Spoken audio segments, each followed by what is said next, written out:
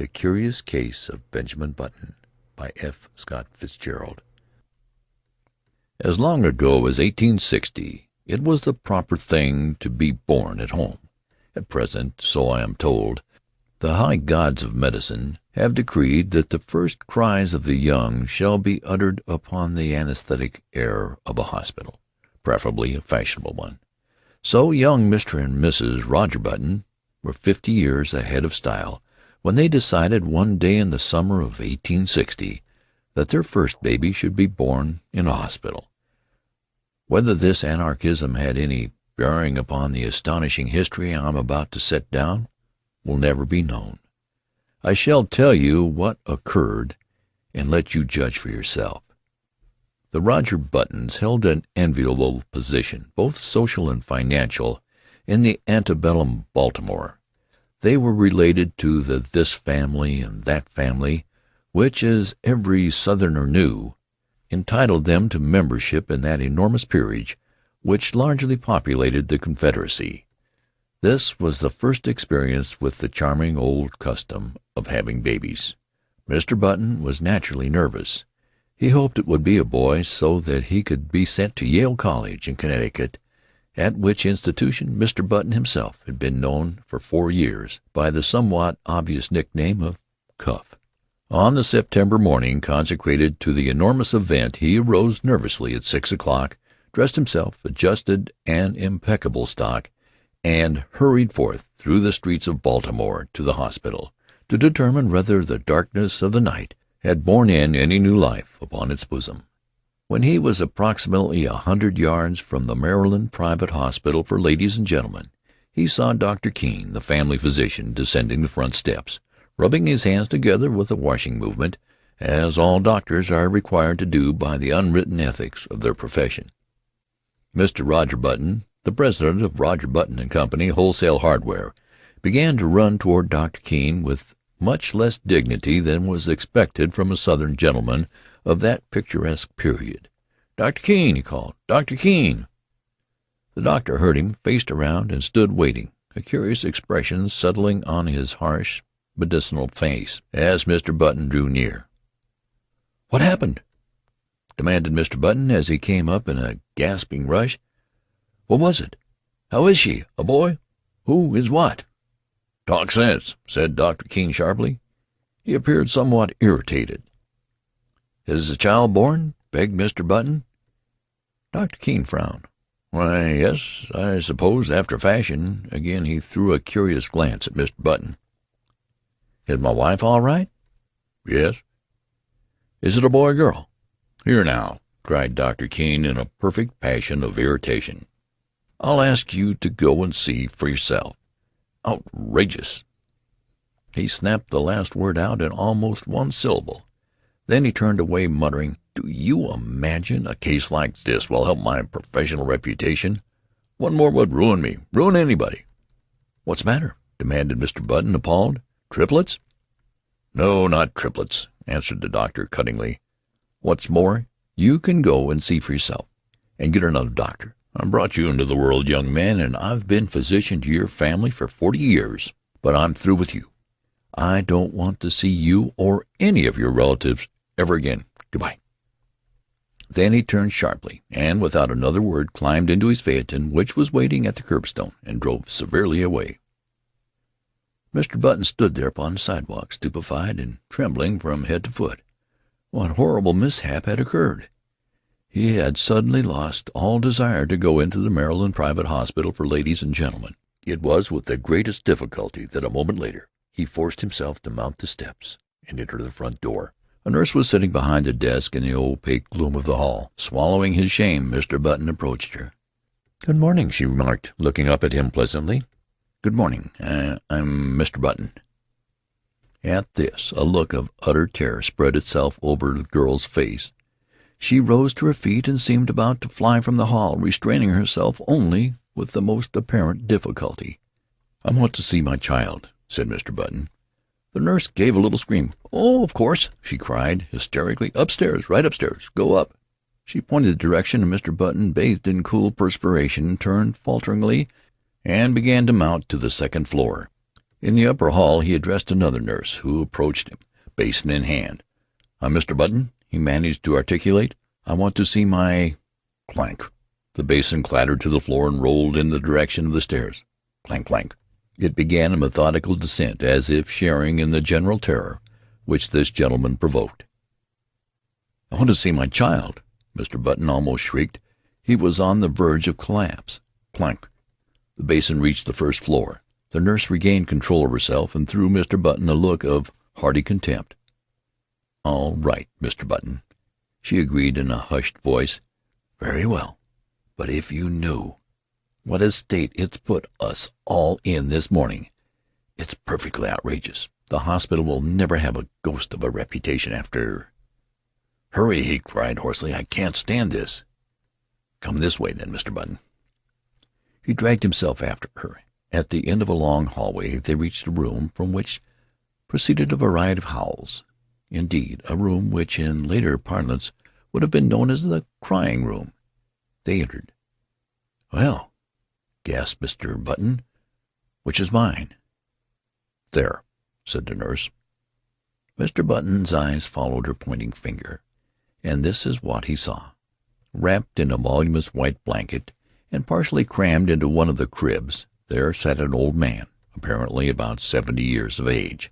His sparse hair almost white, and from his chin dripped a long smoke-colored beard, which waved absurdly back and forth, fanned by the breeze coming in at the window. He looked up at Mr. Button with dim, faded eyes, in which lurked a puzzled question. "Am I mad?" thundered Mr. Button, his terror resolving into rage.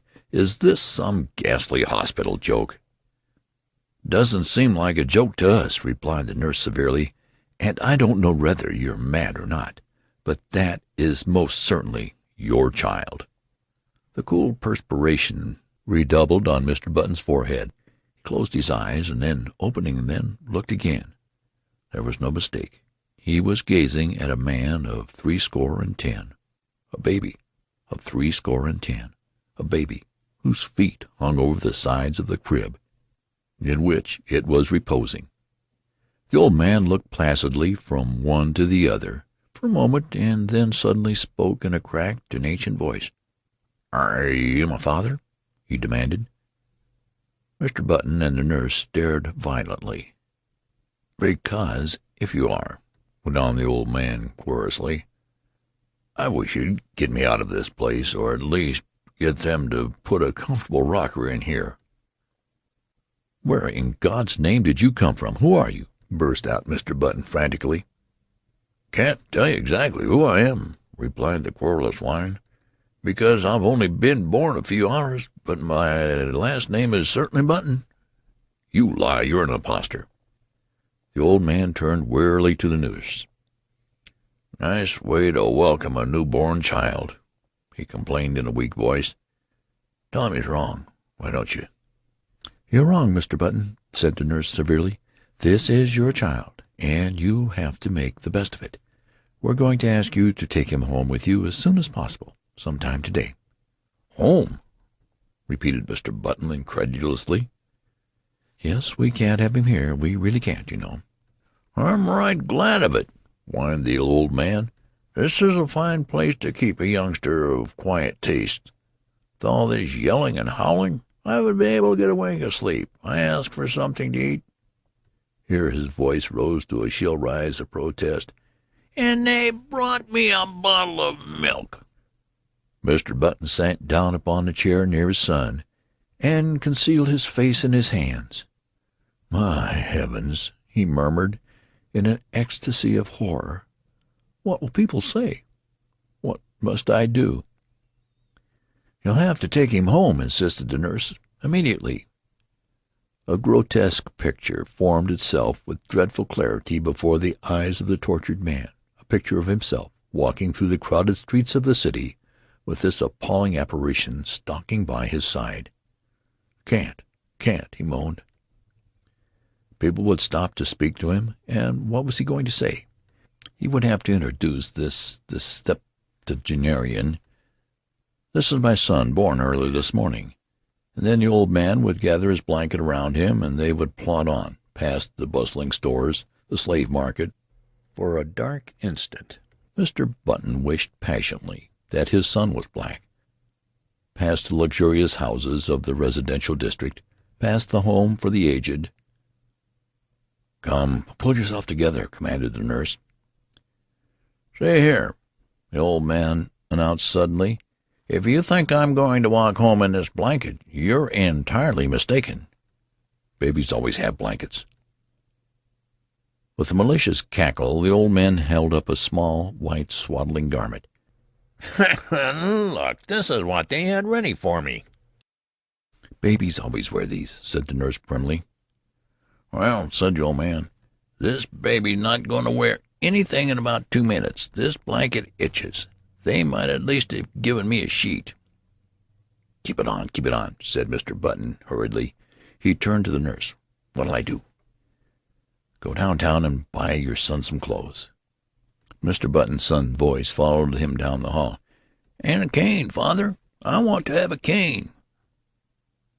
Mr. Button banged the outer door savagely. Chapter 2. Good morning," Mr. Button said nervously to the clerk in the Chesapeake Dry Goods Company. "I want to buy some clothes for my child." "How old is your child, sir?" "About 6 hours," answered Mr. Button with due consideration. "Baby's supply department in the rear." I'm not sure that's what I want." He's an unusually large-sized child. Exceptionally large. They have the largest children's sizes." "Where's the boys' department?" inquired Mr. Button, shifting his ground desperately. He felt that the clerk must surely scent his shameful secret. "Right here." "Well," he hesitated. The notion of dressing his son in men's clothes was repugnant to him.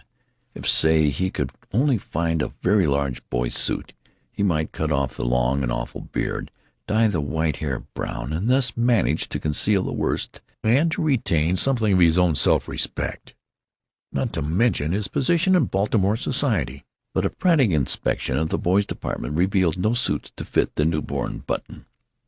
He blamed the store, of course. In such cases it is the thing to blame the store. "How old did you say that boy of yours was?" demanded the clerk curiously. "He's 16. "Oh, I beg your pardon. I thought you said 6 hours. You'll find the youth department in the next aisle." Mr. Button turned miserably away. Then he stopped, brightened, and pointed his finger toward a dress dummy in the window display. "There!" he exclaimed. "I'll take that suit. Out on the dummy." The clerk stared. "Why," he protested, "that's not a child's suit. At least it is, but it's for fancy dress.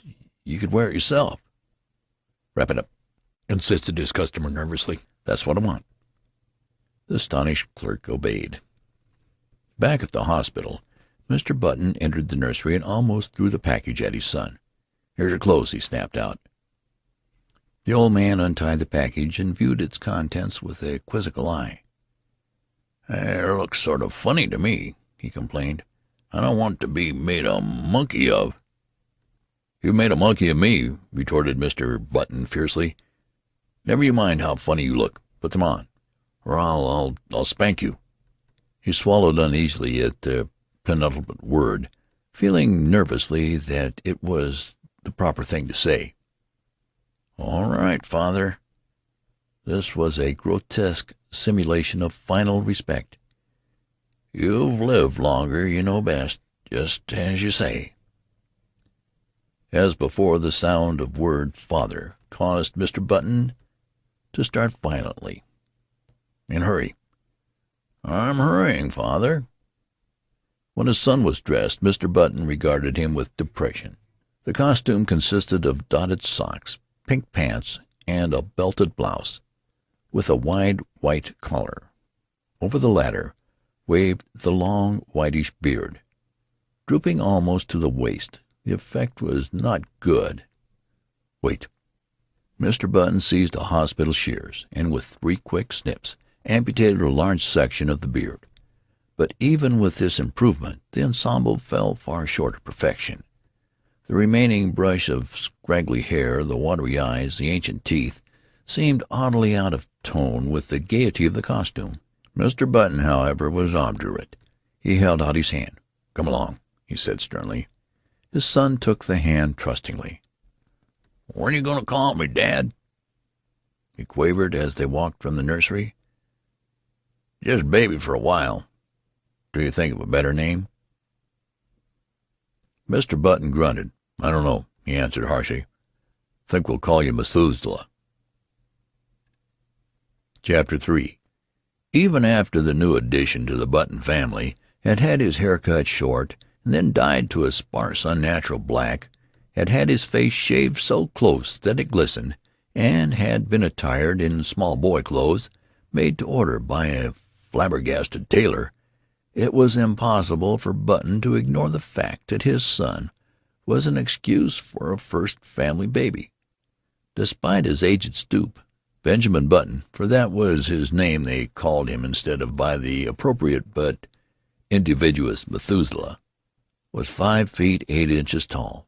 His clothes did not conceal this, nor did the clipping and dyeing of his eyebrows disguise the fact that the eyes under were faded and watery and tired. In fact, the baby nurse who had been engaged in advance left the house after one look in a state of considerable indignation. But Mr. Button persisted in his unwavering purpose. Benjamin was a baby, and a baby he should remain. At first he declared that if Benjamin didn't like warm milk, he could go without food altogether, but he was finally prevailed upon to allow his son bread and water, and even oatmeal by way of compromise. One day he brought home a rattle, and giving it to Benjamin, insisted in no uncertain terms that he should play with it, whereupon the old man took it with a weary expression, and could be heard jingling it obediently at intervals throughout the day.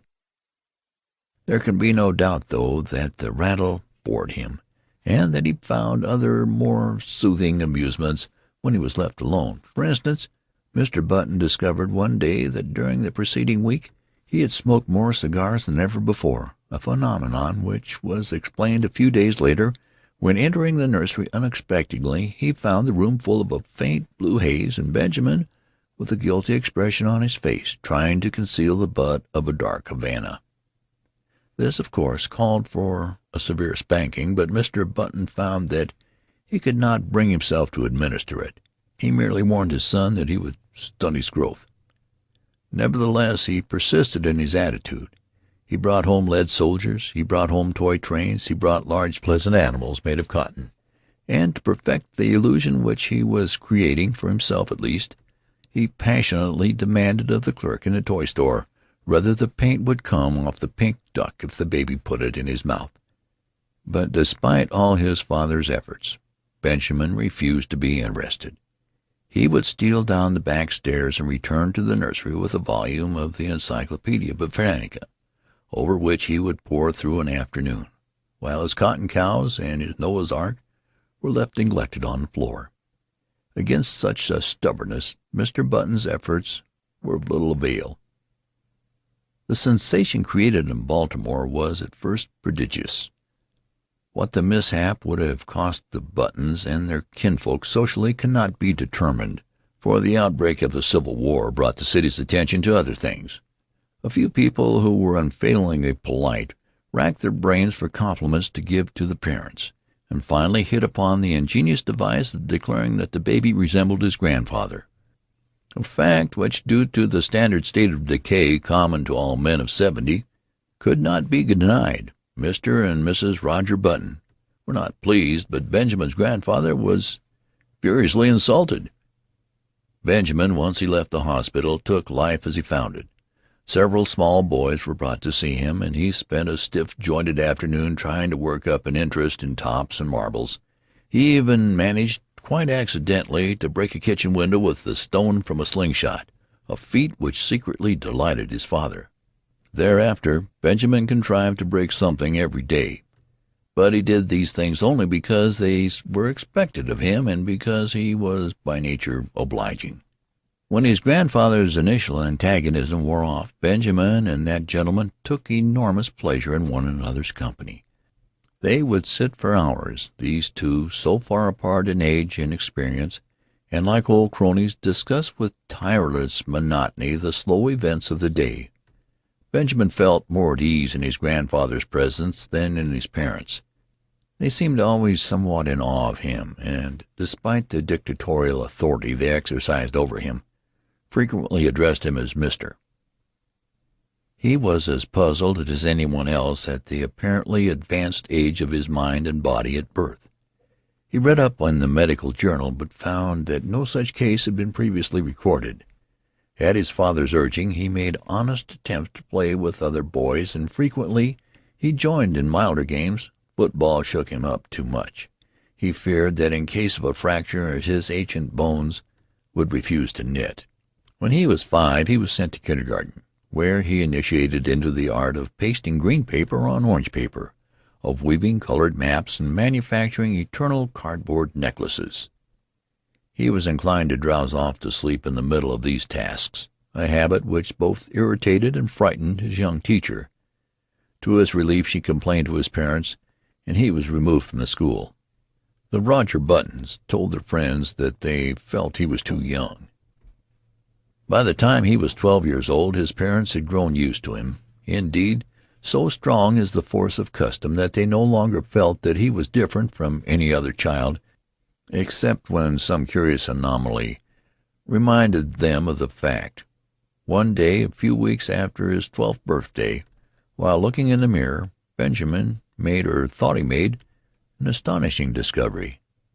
Did his eyes deceive him, or had his hair turned in the dozen years of his life from white to iron gray under its concealing dye? Was the network of wrinkles on his face becoming less pronounced? Was his skin healthier and firmer, with even a touch of ruddy winter crawler? He could not tell. He knew that he no longer stooped, and that his physical condition had improved since the early days of his life. Can it be? He thought to himself, or rather scarcely dared to think.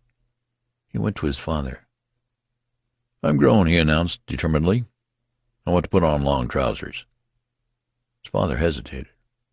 "Well," he said finally, "I don't know. 14 is the age for putting on long trousers, and you are only 12.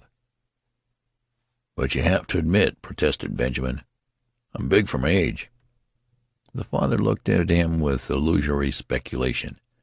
"I'm not so sure of that," he said. "I was as big as you when I was 12. This was not true. It was all part of Roger Button's silent agreement with himself to believe in his son's normality. Finally a compromise was reached. Benjamin was to continue to dye his hair. He was to make a better attempt to play with boys of his own age. He was not to wear spectacles or carry a cane in the street. In return for these concessions, he was allowed his first suit of long trousers. Chapter 4. Of the life of Benjamin Button between his 12th and 21st year, I intend to say little. Suffice to record that they were years of normal ungrowth. When Benjamin was 18, he was erect as a man of 50. He had more hair, and it was of a dark gray. His step was firm, his voice had lost its cracked quaver, and descended to a healthy baritone. So his father sent him up to Connecticut to take examinations for entrance to Yale College. Benjamin passed his examinations and became a member of the freshman class. On the 3rd day following his matriculation, he received a notification from Mr. Hart, the college registrar, to call at his office and arrange his schedule. Benjamin, glancing in the mirror, decided that his hair needed a new application of its brown dye, but an anxious inspection of his bureau drawer disclosed that the dye bottle was not there. Then he remembered. He had emptied it the day before and thrown it away. He was in a dilemma. He was due at the registrar's in 5 minutes. There seemed to be no help for it. He must go as he was. He did. "Good morning," said the registrar politely. "You've come to inquire about your son." "Why, as a matter of fact, my name's Button," began Benjamin, but Mr. Hart cut him off. "Very glad to meet you, Mr. Button. I'm expecting your son here any minute." "That's me," burst out Benjamin. "I'm a freshman." "What? I'm a freshman. Surely you're joking." "Not at all." The registrar frowned and glanced at a card before him. "Why, I have Mr. Benjamin Button's age down as 18. "That's my age," asserted Benjamin, flushing slightly. The registrar eyed him wearily. "Now, surely, Mr. Button, you don't expect me to believe that." Benjamin smiled wearily. "I'm 18," he repeated. The registrar pointed sternly at the door. "Get out," he said. "Get out of college and get out of town. You are a dangerous lunatic." "I'm 18." Mr. Hart opened the door. "The idea!" he shouted. "A man of your age trying to enter here as a freshman. 18 years old, are you? Well, I'll give you 18 minutes to get out of town." Benjamin Button walked with dignity from the room, and half a dozen undergraduates who were waiting in the hall followed him curiously with their eyes. When he had gone a little way, he turned around, faced the infuriated registrar, who was still standing in the door, and repeated in a firm voice, "I am 18 years old." To a chorus of titters which went up from the group of undergraduates, Benjamin walked away. But he was not fated to escape so easily. On his melancholy walk to the railroad station he found that he was being followed by a group, then by a swarm, and finally by a dense mass of undergraduates. The word had gone around that a lunatic had passed the entrance examinations for Yale and attempted to palm himself off as a youth of 18. A fever of excitement permeated the college. Men ran hatless out of classes. The football team abandoned its practice and joined the mob. Professors' wives, with bonnets awry and bustles out of position, ran shouting after the procession, from which proceeded a continual succession of remarks aimed at the tender sensibilities of Benjamin Button. "He must be a wandering Jew." "He ought to go to prep school at his age." "Look at the infant prodigy." "He thought this was the old man's home." "Go up to Harvard." Benjamin increased his gait, and soon he was running. He would show them. He would go to Harvard, and then they would regret these ill-considered taunts. Safely on the train for Baltimore, he put his head from the window. "You'll regret this," he shouted. "Ha ha!" The undergraduates laughed. "Ha ha ha!" It was the biggest mistake that Yale College had ever made. Chapter 5. In 1880 Benjamin Button was 20 years old, and he signaled his birthday by going to work for his father in Roger Button and Company Wholesale Hardware. It was in the same year that he began going out socially. That is, his father insisted on taking him to several fashionable dances. Roger Button was now 50, and he and his son were more and more compatible. In fact, since Benjamin had ceased to dye his hair, which was still grayish, they appeared about the same age, and could have passed for brothers. One night in August they got into the phaeton, attired in their full-dress suits, and drove out to a dance at the Shelbens Country House, situated just outside of Baltimore. It was a gorgeous evening. A full moon drenched the road to the lusterless color of platinum, and late-blooming harvest flowers breathed into the motionless air aromas that were like low, half-heard laughter. The open country, carpeted for rods around with bright wheat, was translucent as in the day. It was almost impossible not to be affected by the sheer beauty of the sky. Almost. "There's a great future in the dry goods business," Roger Button was saying. He was not a spiritual man. His aesthetic sense was rudimentary. "Old fellows like me can't learn new tricks," he observed profoundly. "It's you youngsters with energy and vitality that have the great future before you." Far up the road the lights of the Shelbens country house drifted into view, and presently there was a singing sound that crept persistently toward them. It might have been the fine plaint of violins or the rustle of the silver wheat under the moon. They pulled up behind a handsome brougham, whose passengers were disembarking at the door. A lady got out, then an elderly gentleman, then another young lady, beautiful as sin. Benjamin started. An almost chemical change seemed to dissolve and recompose the very elements of his body. A rigor passed over him, blood rose into his cheeks, his forehead, and there was a steady thumping in his ears. It was first love.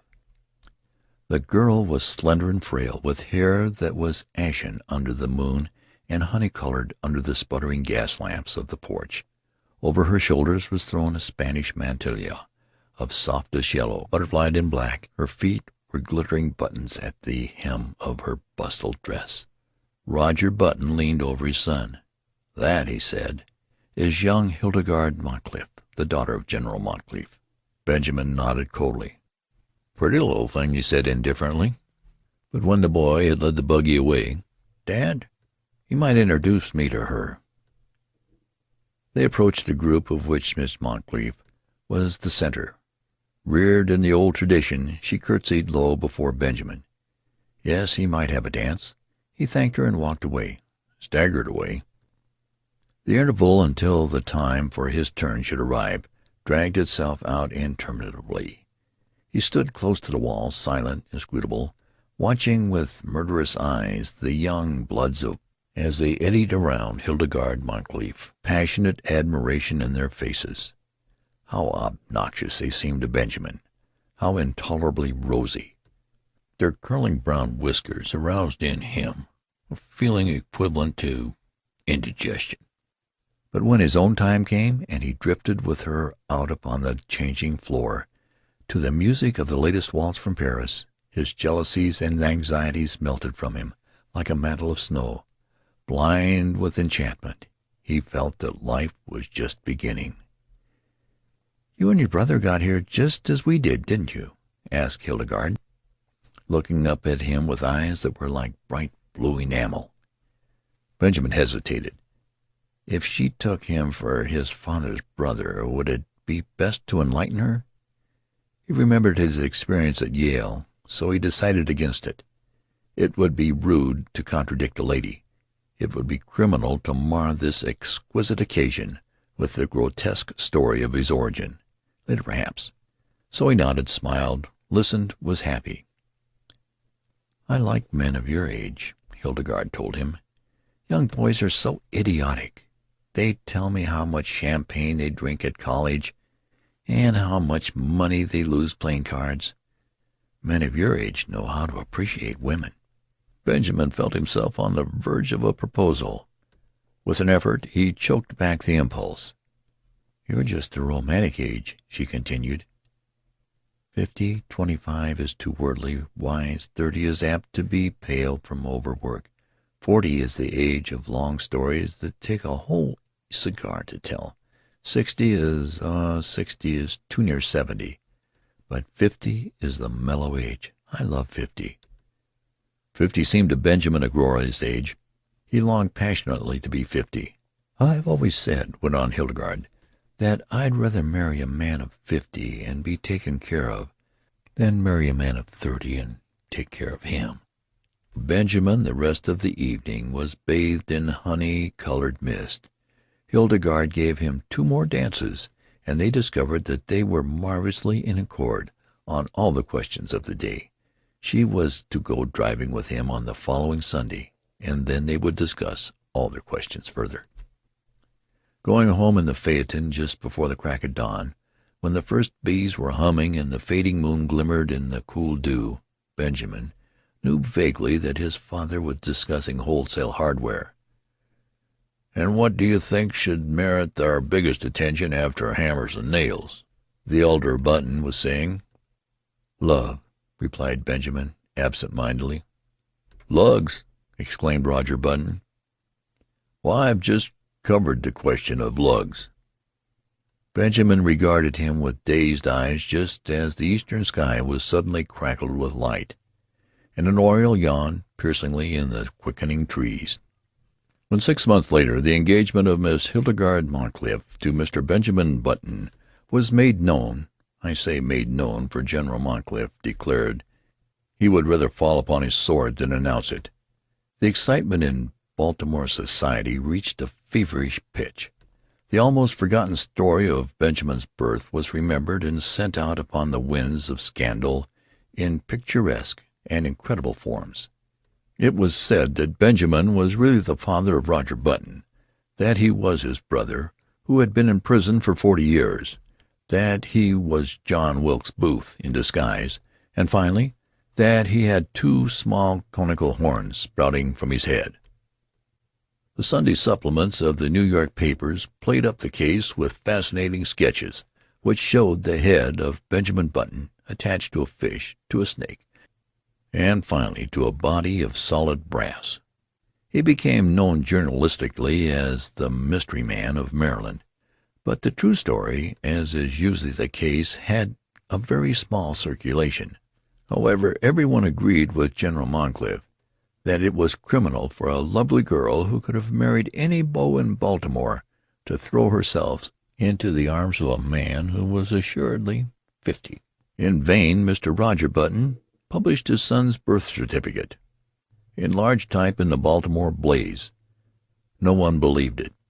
You had only to look at Benjamin and see. On the part of the two people most concerned, there was no wavering. So many of the stories about her fiancé were false that Hildegarde refused stubbornly to believe even the true one. In vain General Moncrief pointed out to her the high mortality among men of 50, or at least among men who looked 50. In vain he told her of the instability of the wholesale hardware business. Hildegarde had chosen to marry for mellowness, and marry she did. Chapter 7. In one particular at least the friend of Hildegarde Moncrief were mistaken. The wholesale hardware business prospered amazingly. In the 15 years between Benjamin Button's marriage in 1880 and his father's retirement in 1895, the family fortune was doubled, and this was due largely to the younger member of the firm. Needless to say, Baltimore eventually received the couple to its bosom. Even old General Moncrief became reconciled to his son-in-law when Benjamin gave him the money to bring out his History of the Civil War in 20 volumes, which had been refused by 9 prominent publishers. In Benjamin himself 15 years had wrought many changes. It seemed to him that the blood flowed with new vigor through his veins. It began to be a pleasure to rise in the morning, to walk with an active step along the busy, sunny street, to work untiringly with his shipments of hammers and his cargoes of nails. It was in 1890 that he executed his famous business coup. He brought up the suggestion that all nails used in nailing up the boxes in which nails were shipped are the property of the shippee. A proposal which became a statute, was approved by Chief Justice Fossil, and saved Roger Button and Company, Wholesale Hardware, more than 600 nails every year. In addition, Benjamin discovered that he was becoming more and more attracted by the gay side of life. It was typical of his growing enthusiasm for pleasure that he was the first man of the city of Baltimore to own and run an automobile. Meeting him on the street, his contemporaries would stare enviously at the picture he made of health and vitality.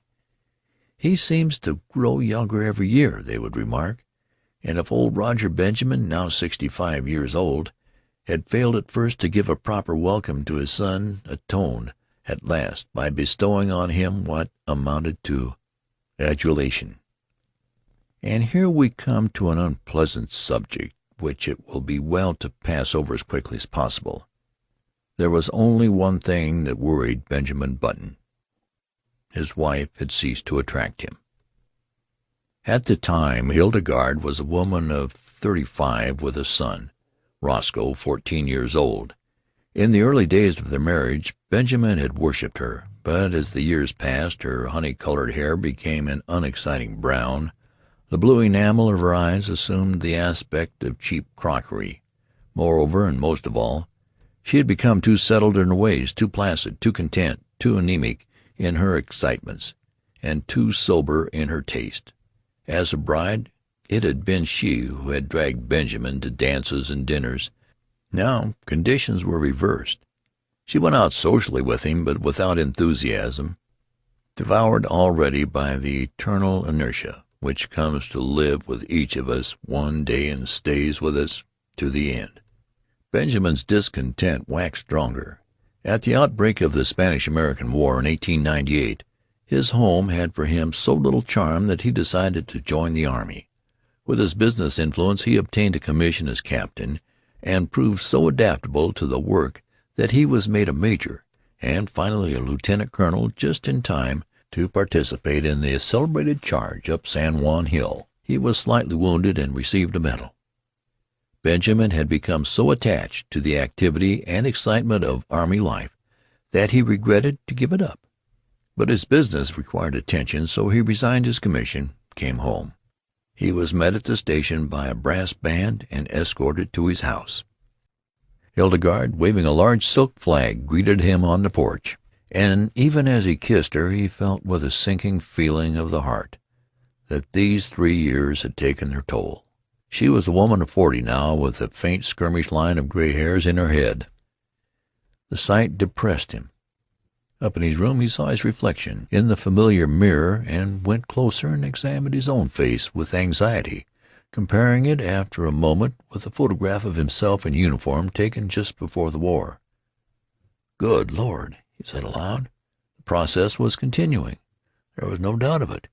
He looked now like a man of 30. Instead of being delighted, he was uneasy. He was growing younger, and had hitherto hoped that once he reached a bodily age equivalent to his age in years, the grotesque phenomenon which had marked his birth would cease to function. He shuddered. His destiny seemed to him awful, incredible. When he came downstairs, Hildegarde was waiting for him.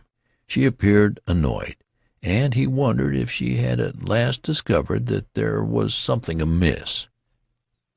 It was with an effort to relieve the tension between them that he broached the matter at dinner, in what he considered a delicate way. "Well," he remarked lightly, "everybody says I look younger than ever." Hildegarde regarded him with scorn. She sniffed. "Do you think it's anything to boast about?" "Well, I'm not boasting," he asserted uncomfortably. She sniffed again. "The idea," she said, and after a moment, "I should think you'd have enough pride to stop it." "How can I?" he demanded. "I'm not going to argue with you," she retorted. "But there's a right way of doing things and a wrong way. If you've made up your mind to be different from everyone else, I don't suppose I can stop you, but I really don't think it's very considerate." "But, Hildegarde, I can't help it." "You can, too. You're simply stubborn. You think you don't want to be like anyone else. You always have been that way, and you always will be. But just think how it would be if everyone else looked at things as you do. What would the world be like?" As this was an inane and unanswerable argument, Benjamin made no reply, and from that time on a chasm began to widen between them. He wondered what possible fascination she had ever exercised over him. To add to the breach, he found that as the new century gathered headway, that his thirst for gaiety grew stronger. Never a party of any kind in the city of Baltimore but he was there, dancing with the prettiest of the young married women, chatting with the most popular of the debutantes, and finding their company charming, while his wife, a dowager of evil omen, sat among the chaperons, now in haughty disapproval, and now following him with solemn, puzzled, and reproachful eyes.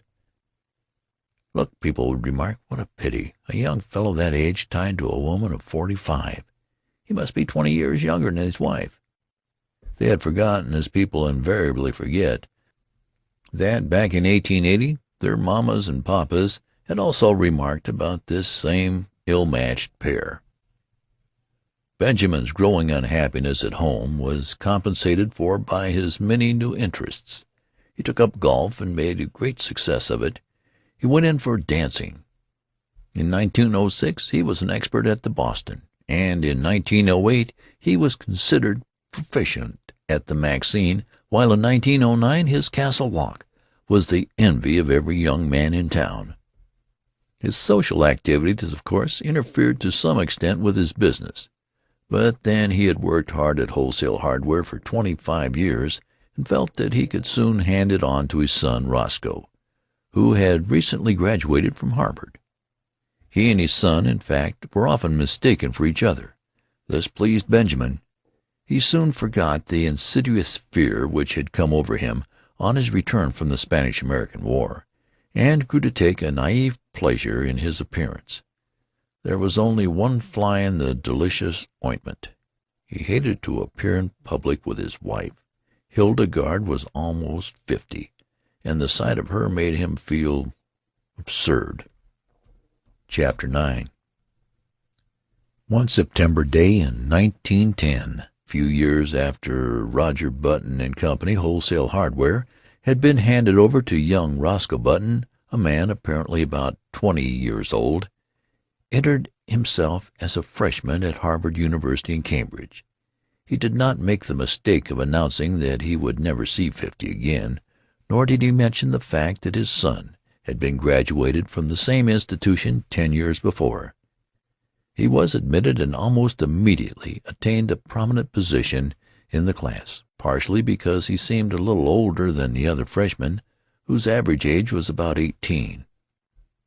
But his success was largely due to the fact that in the football game with Yale he played so brilliantly, with so much dash, and with such a cold, remorseless anger that he scored 7 touchdowns and 14 field goals for Harvard, and caused one entire 11 of Yale men to be carried singly away from the field, unconscious.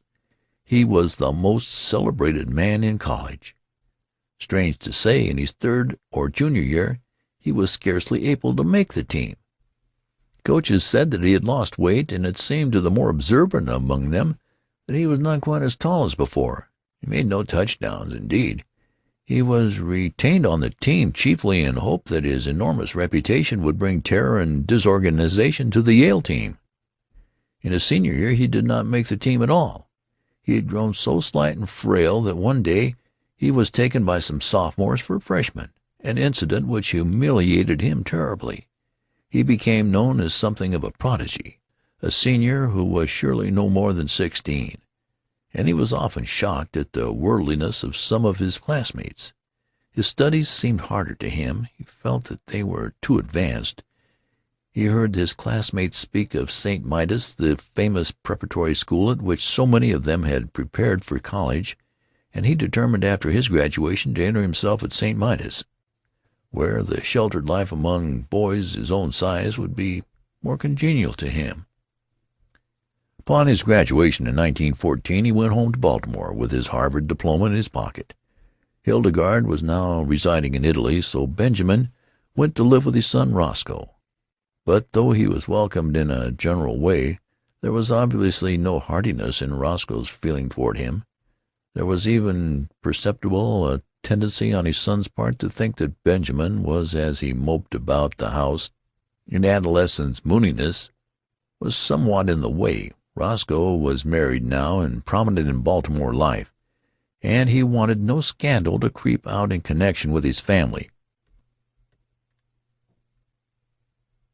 Benjamin, no longer persona grata with the debutantes and younger college set, found himself much left done, except for the companionship of 3 or 4 15-year-old boys in the neighborhood. His idea of going to St. Midas's school recurred to him. "Say," said Roscoe one day, "I've told you over and over that I want to go to prep school." "Well, go then," replied Roscoe shortly.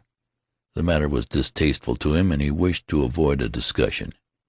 "I can't go alone," said Benjamin helplessly. "You'll have to enter me and take me up there." "I haven't got time," declared Roscoe abruptly. His eyes narrowed, and he looked uneasily at his father. "As a matter of fact," he added, "you better not go on with this business much longer. You better pull up short. You better—" He paused, and his face crimsoned as he sought for words. "You better turn right around and start back the other way. This has gone too far to be a joke. It isn't funny any longer.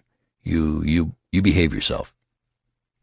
Benjamin looked at him, on the verge of tears.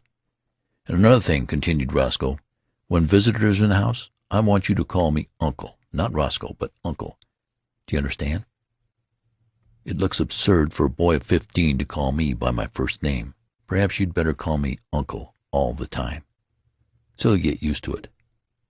With a harsh look after his father, Roscoe turned away. Chapter 10. At the termination of his interview, Benjamin wandered dismally upstairs and stared at himself in a mirror. He had not shaved for 3 months, but it could find nothing on his face but a faint white down with which it seemed unnecessary to meddle. When he had first come home from Harvard, Roscoe had approached him with the proposition that he should wear eyeglasses and imitation whiskers glued to his cheeks, and it had seemed for a moment that the farce of his early years was to be repeated. But whiskers had itched and made him ashamed. He wept, and Roscoe had reluctantly relented. Benjamin opened a book of boys' stories, The Boy Scouts in Bimini Bay, and began to read. But he found himself thinking persistently about the war. American had joined the Allies' cause during the preceding month, and Benjamin wanted to enlist. But alas, 16 was the minimum age, and he did not look that old. His true age, which was 57, would have disqualified him anyway. There was a knock at the door, and a butler appeared with a letter bearing a large official legend in the corner and addressed to Mr. Benjamin Button. Benjamin tore it open eagerly, and read the enclosure with delight. It informed him that many reserve officers who had served in the Spanish-American War were being called back into service with a higher rank, and it enclosed his commission as Brigadier General in the United States Army, with orders to report immediately. Benjamin jumped to his feet, fairly quivering with enthusiasm. This was what he had wanted. He seized his cap, and 10 minutes later he had entered a large tailoring establishment on Charles Street, and asked in his uncertain treble to be measured for a uniform. "Want to play soldier, sonny?" demanded the clerk casually. Benjamin flushed. "Say, never mind what I want," he retorted angrily. "My name's Benjamin, and I live on Mount Vernon Place, so you know I'm good for it." "Well," admitted the clerk hesitantly, "if you're not, I guess your daddy is all right." Benjamin was measured, and a week later his uniform was completed. He had difficulty in obtaining the proper general's insignia because the dealer kept insisting to Benjamin that a nice V.W.C.A. badge would look just as well and be much more fun to play with. Saying nothing to Roscoe, he left the house one night and proceeded by train to Camp Mosby in South Carolina, where he was to command an infantry brigade. On a sultry April day he approached the entrance to the camp, paid off the taxicab which had brought him from the station, and turned to the sentry on guard. "Get someone to handle my luggage," he said briskly. The sentry eyed him reproachfully. "Say," he remarked, "where you going with the general's duds, sonny?" Benjamin, veteran of the Spanish-American War, whirled upon him with fire in his eye, but with, alas, a changing, treble voice. "Come to attention!" he tried to thunder. He paused for breath. Then suddenly he saw the sentry snap his heels together and bring his rifle to the present. Benjamin concealed a smile of gratification, but when he glanced around his smile faded. It was not he who had inspired obedience, but an imposing artillery colonel who was approaching on horseback. "Colonel!"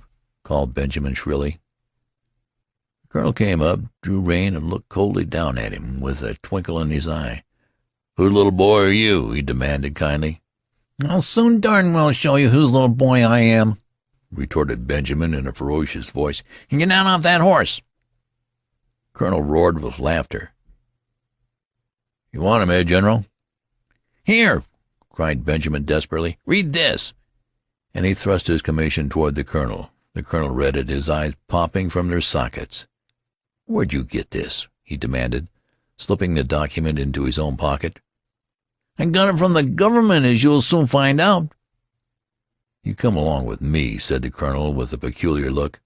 "We'll go up to headquarters and talk this over. Come along." The colonel turned and began walking his horse in the direction of headquarters. There was nothing for Benjamin to do but to follow, with as much dignity as possible, meanwhile promising himself a stern revenge. But his revenge did not materialize. 2 days later, however, his son Roscoe materialized from Baltimore, hot and cross from a hasty trip, and escorted the weakening general, sans uniform, back to his home. Chapter 11. In 1920, Roscoe Button's first child was born. During the attendant festivities, however, no one thought it the thing to mention that the little grubby boy, apparently about 10 years of age, who played around the house with lead soldiers and a miniature circus, was a new baby's own grandfather. No one disliked the little boy, whose fresh, cheerful face was crossed with just a hint of sadness, but to Roscoe Button his presence was a source of torment. In the idiom of his generation, Roscoe did not consider the matter efficient. It seemed to him that his father, in refusing to look 60, had not behaved like a red-blooded he-man. This was Roscoe's favorite expression, but in a curious and perverse manner. Indeed, to think about the matter for as much as a half an hour drove him to the edge of insanity. Roscoe believed that live wires should keep young, but carrying it out on such a scale was inefficient, and there Roscoe rested. 5 years later, Roscoe's little boy had grown old enough to play childish games with little Benjamin, under the supervision of the same nurse. Roscoe took them both to kindergarten on the same day, and Benjamin found that playing with little strips of colored paper, making mats and chains and curious and beautiful designs, was the most fascinating game in the world. Once he was bad and had to stand in the corner. Then he cried, but for the most part there were gay hours in the cheerful room, with the sunlight coming in the windows, and Miss Bailey's kind hand resting for a moment now and then in his tousled hair. Roscoe's son moved up into the first grade after a year, but Benjamin stayed on in the kindergarten. He was very happy. Sometimes, when other tots talked about what they would do when they grew up, a shadow would cross his little face, as if in a dim, childish way he relished that those were things in which he was never to share. The days flowed on monotonous content. He went back a third year to the kindergarten, but he was too little now to understand what the bright shining strips of paper were for. He cried because the other boys were bigger than he, and he was afraid of them. Teacher talked to him, but though he tried to understand, he could not understand at all. He was taken from kindergarten. His nurse Nana, in her starched gingham dress, became the center of his tiny world. On bright days they walked in the park. Nana would point at a great gray monster and say, "Elephant," and Benjamin would say it after her. And when he was being undressed for bed that night, he would say it over and over aloud to her, "Elephant, elephant, elephant." Sometimes Nana let him jump on the bed, which was fun, because if you sat down exactly right, it would bounce you up on your feet again, and if you said "ah" for a long time while you jumped, you got a very pleasing broken vocal effect. He loved to take a big cane from the hat rack and go around hitting chairs and tables with it and saying, "Fight, fight, fight." When there were people there, the old ladies would cluck at him, which interested him, and the young ladies would try to kiss him, which he submitted to with mild boredom. And when the long day was done at 5 o'clock, he would go upstairs with Nana and be fed an oatmeal and nice, soft, mushy food with a spoon. There were no troublesome memories in his childish sleep. No token came to him of his brave days at college, of the glittering years when he flustered the hearts of many girls. There were only the white, safe walls of his crib, and Nana, and a man who came to see him sometimes, and a great big orange ball that Nana pointed at just before his twilight bed hour and called the sun. When the sun went, his eyes were sleepy. There were no dreams to haunt him. The past, the wild charge at the head of his men up San Juan Hill, the first years of his marriage when he worked late into the summer dusk down in the busy city for young Hildegarde, whom he loved, the days before that when he sat smoking far into the night in the gloomy old Button house on Monroe Street with his grandfather, all those had faded, like the substantial dreams from his mind, as though they had never been. He did not remember. He did not remember clearly whether the milk was warm or cool at his last feeding, or how the days passed. There was only his crib and Nana's familiar presence, and then he remembered nothing. When he was hungry he cried. That was all. Through the noons and nights he breathed, and over him there were soft mumblings and murmurings that he scarcely heard, and faintly differentiated smells and light and darkness. It was all dark, and his white crib and the dim faces that moved above him, and the warm, sweet aroma of the milk faded out altogether from his mind. End of the Curious Case of Benjamin Button.